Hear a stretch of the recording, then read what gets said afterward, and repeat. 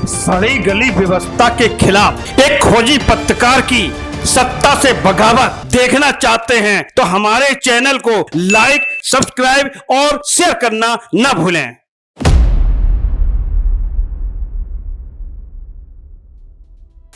नमस्कार दोस्तों, एक बार फिर स्वागत है आपका अपना चैनल दृष्टांत न्यूज में। मैं हूं आपका अपना संजय राजन, लेकर आया हूं दृष्टांत न्यूज का खास कार्यक्रम मुद्दे की बात राजन के साथ। दोस्तों, आज आपके लिए एक दिलचस्प सियासी घटनाक्रम लेकर आया हूं। आपको याद होगा, जब मैं दिल्ली चुनाव पर इसी कार्यक्रम में कांग्रेस और आम आदमी पार्टी के बीच दोस्त दोस्त ना रहा एक कार्यक्रम लेकर आया था।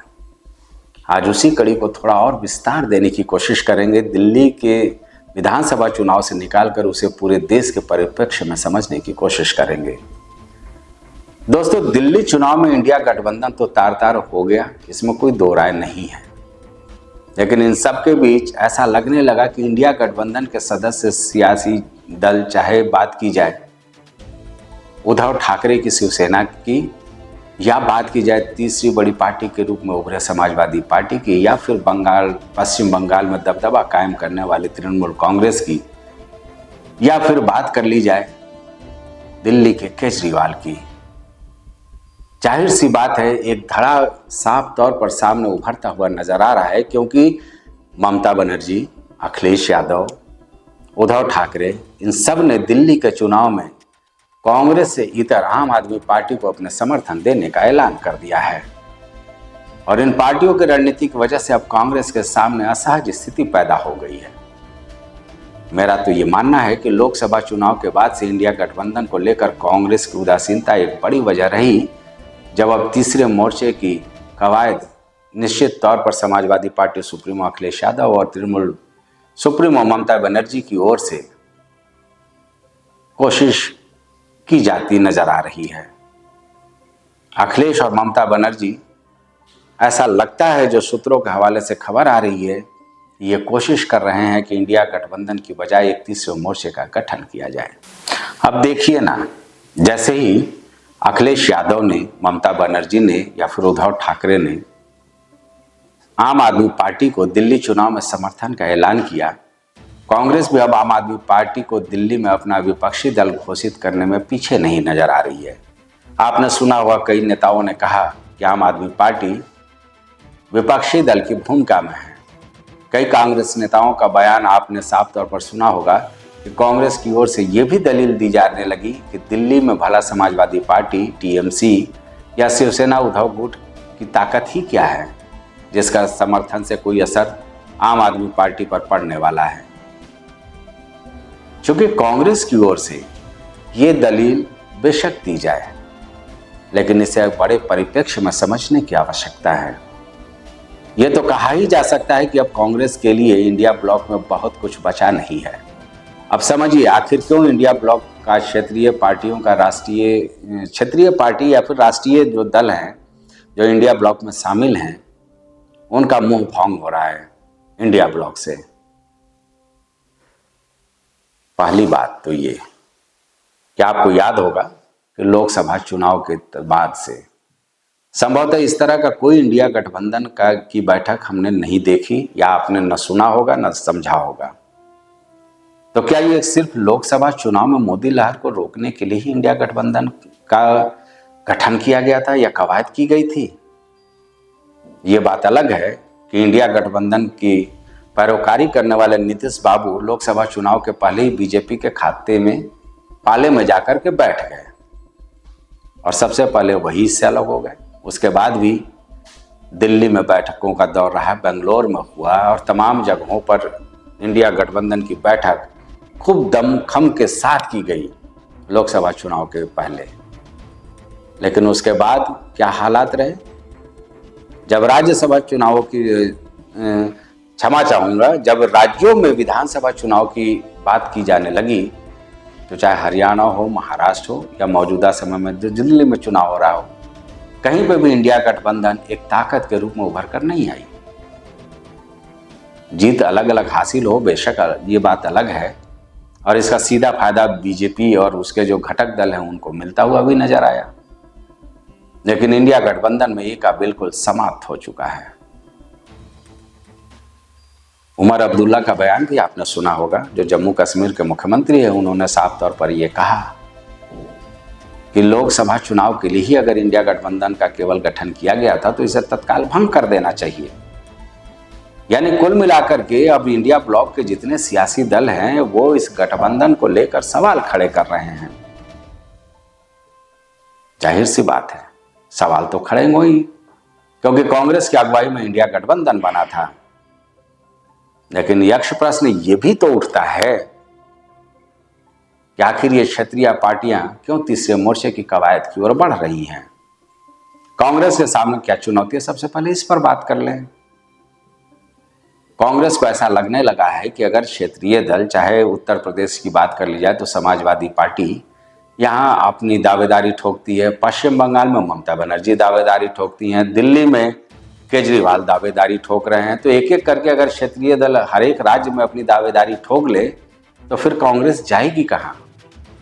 सिर्फ लोकसभा में 100 सीटें लेकर के इंडिया गठबंधन की अगुवाई करती रहे, ये भी संभव नहीं है। और संभवतः यही वजह रही कि कांग्रेस के रणनीतिकारों ने यह फैसला लिया कि इंडिया गठबंधन के जो सियासी दल है उसके साथ आए या ना आए, कांग्रेस एकला चलो के रास्ते पर चलेगी।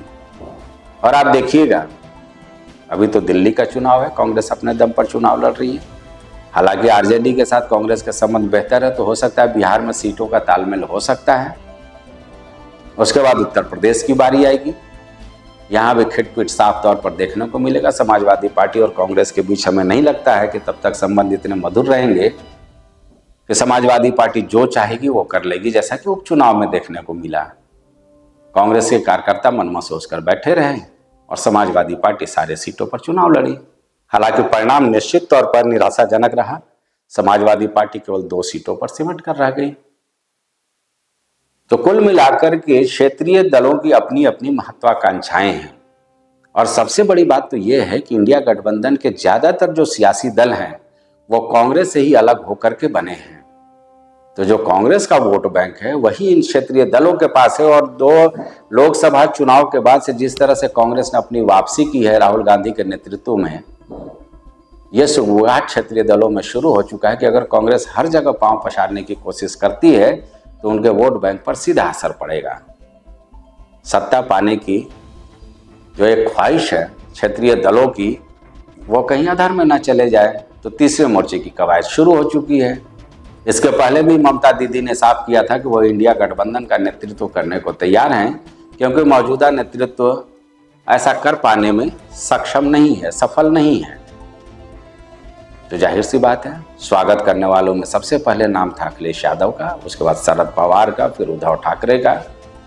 तेजस्वी पहले शुरुआती दौर में नानुपुर करते रहे, बाद में उन्होंने हामी भर दी कि हाँ ममता दीदी सक्षम है। उसके बाद दिल्ली का ये जो विधानसभा चुनाव हो रहा है उसमें इन सारे सियासी दलों का समर्थन आम आदमी पार्टी की ओर जाना निश्चित तौर पर एक नए सियासी समीकरण की ओर इशारा कर रहा है, जो देश में तीसरे मोर्चे के रूप में उभरते हुए नजर आ रही है। अब समझिए, बात बिल्कुल साफ है। तीसरे मोर्चे को लेकर जो कवायद चली है, ये अगर सियासत के इतिहास में आप देखेंगे भारतीय लोकतंत्र के, तो ये कोई नई व्यवस्था नहीं है। इसके पहले भी बीजेपी और कांग्रेस से इतर, यानी उस वक्त एनडीए हुआ करता था, उससे इतर यूपीए हुआ करता था, कांग्रेस की अगुवाई वाला यूपीए, बीजेपी की अगुवाई में एनडीए, जो बढ़कर के इस लोकसभा चुनाव में इंडिया गठबंधन के नाम से आ गया था। तो इससे इतर कांग्रेस और बीजेपी की अगुवाई वाले गठबंधन से इतर तीसरे मोर्चे की गठन की कवायद कोई नई बात नहीं रही है। हर चुनाव के पहले इस तरह के गठबंधन की कवायद शुरू होती है लोकसभा चुनाव के, और फिर धीरे धीरे वो शांत हो जाती है, उसका कोई बेहतर परिणाम सामने नहीं दिखता है। लेकिन जाहिर सी बात है, क्योंकि भारतीय जनता पार्टी शुरुआती दौर से इस गठबंधन को मौका परस्ती का गठबंधन घोषित करती रही है, तो अब उसे बोलने के लिए, उसे मुखर होने के लिए इंडिया ब्लॉक में जो सारे सियासी दल विखंडित होते जा रहे हैं, एक बड़ा मुद्दा दे दिया है। जनता के बीच कहीं ना कहीं यह स्थापित करने में भारतीय जनता पार्टी को बहुत आसानी होगी कि सिर्फ और सिर्फ ये मौका परस्ती का गठबंधन था। इसका लक्ष्य बिल्कुल साफ था कि केवल सत्ता तक पहुंचा जाए, और बीजेपी कहती है कि यह सत्ता इसलिए लेना चाहते हैं क्षेत्रीय दल क्योंकि वो जमकर लूट कर सके, भ्रष्टाचार कर सके। तो कुल मिलाकर ये कहा जा सकता है कि देश की सियासत एक दिलचस्प मोड़ की ओर बढ़ रहा है। दिल्ली विधानसभा चुनाव में बेशक यह समर्थन देने या न देने की बात रही हो, लेकिन इसके जरिए यह समझा जा सकता है कि पहले ममता दीदी का यह ऐलान करना कि वो इंडिया गठबंधन का नेतृत्व करने के लिए तैयार हैं, और उसके बाद आम आदमी पार्टी को समर्थन कांग्रेस की बजाय समाजवादी पार्टी, तृणमूल कांग्रेस या फिर शिवसेना उद्धव गुट की ओर से दिया जाना, उमर अब्दुल्ला का ये कहना कि इंडिया गठबंधन को समाप्त कर दिया जाना चाहिए, अब इसकी कोई प्रासंगिकता नहीं है। ये सब इशारा कर रहे हैं कि भीतर खाने में बहुत कुछ चल रहा है, और तीसरे मोर्चे को लेकर के जो अखिलेश यादव और ममता बनर्जी की कवायद है वो सनह सनह आगे बढ़ रही है, और हमें लगता है कि बहुत जल्द ये परिदृश्य देखने को मिल भी सकता है। तो चलिए इंतज़ार करते हैं कि आखिर कब ये तीसरा मोर्चा शक्ल लेता है और खुलकर इस बात का ऐलान किया जाएगा कि अब इंडिया गठबंधन का कोई अस्तित्व नहीं है। उससे इतर तमाम छोटे सियासी दल, छोटे बड़े सियासी दल मिलकर के बीजेपी की अगुवाई और कांग्रेस की अगुवाई वाले गठबंधन से इतर एक तीसरे मोर्चे का गठन का ऐलान करते हैं। तो आगे और भी दिलचस्प जो मोड़ आएगा इस मामले में हम आपके सामने लेकर आते रहेंगे, लेकिन फिलहाल इस वीडियो में इतना ही। अगर मेरा ये वीडियो पसंद आया हो तो इसे निश्चित तौर पर अपना लाइक और शेयर करें। अगर कुछ सुझाव हो तो निश्चित तौर पर कमेंट बॉक्स में लिखें, जिससे हम उसको और ज़्यादा दुरुस्त कर सकें। और दृष्टांत न्यूज से जुड़ने के लिए, सीधे तौर पर जुड़ने के लिए हमसे आप इसे निश्चित तौर पर सब्सक्राइब भी करें। फिलहाल मुझे दीजिए इजाज़त, फिर मिलते हैं अगले वीडियो में। नमस्कार।